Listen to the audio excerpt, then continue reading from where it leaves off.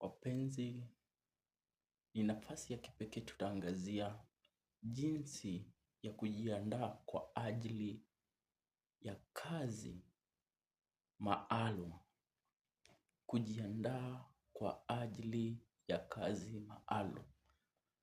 Haswa, jinsi tutakavyoandaa watoto wetu na ambao pia ni wageni katika kazi za shambani mwa Bwana.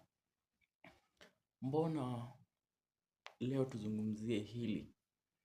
Kuna wimbo napenda ambao ni katika nyimbo za Kristo, wimbo nambari 107 ambao unasema, sauti yake Bwana kwenda ni tayari, mavuno yanakawia, nani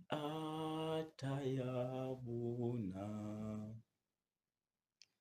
Unaweza angazia maneno mengine. Tunapoangazia jinsi ya kuandaa watu, ni vizuri tuwe na mambo kadha wa kadha kwa ajili ya kazi ya Kristo. Unapoangazia kitabuni cha Petero wa kwanza 4:10 na 11, kuna maneno ya ajabu ambayo yanazungumziwa pale. Lakini ningependa kusema hivi: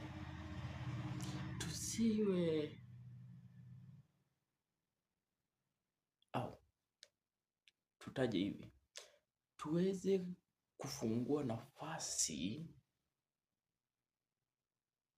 kwa ajili ya kila mmoja kutenda kazi, kwa ajili vipawa vyote ambavyo tumepewa vyafaa kufanya kazi au kupewa nafasi ya kazi pasipo na ubaguzi. Na tukumbuke kwamba vipawa ambavyo tunazungumzia siku ya leo ni vipawa ambavyo bado havijadhihirika kikamili.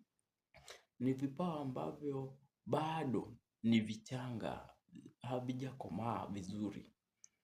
Yaweza kuwa kwamba ambao tunao labda ni wazee kanisani, labda ni wahubiri, waweza kuwa ni